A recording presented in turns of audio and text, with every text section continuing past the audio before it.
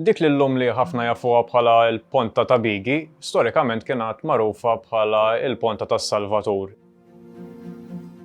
Bħala mezz ta' ġbir ta' fondi l-Knisja tas-Salvatur kienet titfa' l-artijiet ta' madwarha għall-kera u min kien jieħu din l-art kien jieħodha bil-patt u l-kundizzjoni li jinvesta fiha. Jekk ħa art agrikola kien jinvesti fiha biex ikollha eventwalment materja ta' ħamrija tajba, jew jekk ħa proprjetà b'dak li jseħħ casamento con giardino bit-Taljan jew dar bil-ġnien jinvesti fit-tiswijiet neċessarji sabiex meta l-Knisja toħodha lura ikun investiment tajjeb għaliha.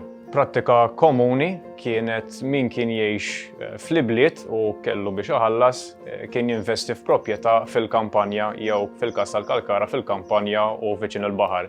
Dan huwa l-każ ta' Villa Portelli. Agostino Portelli investa fis-sit bħala posta villeġġjatura kif ukoll posta serħan u bekk għandna l-ġonna li jeżistu llum u baqgħet fil-familja ta' Portelli sal-bidu tas-seklu 20 meta ġiet rekwiżizzjonata mill-Ammiraljat għall-użu bħala residenza uffiċjali tal-kmandanti fir-Royal Navy. Parti fundamentali fil-qasam tar-restawr ta' sit storiku huwa r-riċerka bħala dokumentazzjoni storiku kif ukoll arkeoloġija tal-binja.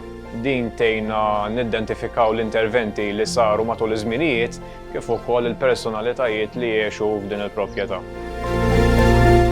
Ir-riċerka tgħinna nidentifikaw ċertu affarijiet li matul iż-żminijiet ġew mitlufin fosthom fireplaces, skemi dekorattivi ta' żeba' u kif ukoll fil-każ tagħna shelter tal-errej minn ta' żmien il-gwerra.